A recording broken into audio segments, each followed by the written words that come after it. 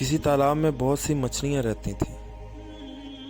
उसी तालाब में एक केकड़ा भी रहता था। तालाब की सारी मछलियाँ केकड़े की बहुत इज्जत करती थी और हमेशा उसके मशवरे पर अमल करती थी।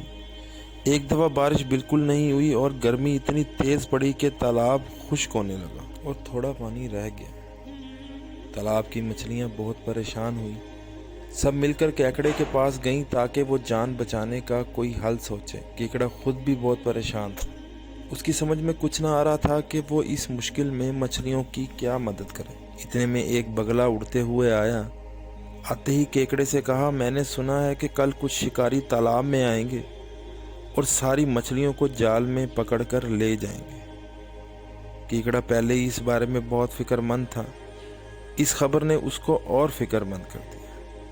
उसने ये खबर सारी मछलियों को सुनाई। मछलियाँ रोने लगीं। बगले ने, जो पास ही खड़ा मछलियों का रोना पिटना देख रहा था, कहा, घबराने की कोई बात नहीं है। यहीं करीब ही एक झील है। उसमें बहुत पानी है। अगर तुम चाहो तो मैं एक एक करके तुम सबको इस झील में छोड़ आऊंगा। मरती क्या ना करती। तमाम मछलियों ने बगले की बात मान ली। बगला एक एक को ले जाता और थोड़ी दूर जाकर एक गोशे में बैठकर खा लेता। फिर केकड़ा इसकी चाल को समझ गया और बगले से कहा, तूने अपनी चालाकी और दुश्मनी से तालाब की सारी मछलियों को खा लिया। अब मुझे भी खाना चाहता है?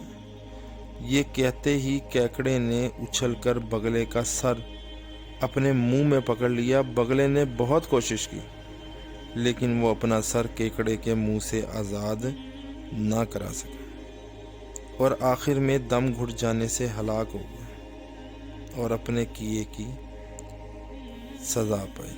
लालच और बुरी चाल चलने का अंजाम बुरा होता है, जिस तरह बगले को उसके किए की सज़ा मिली।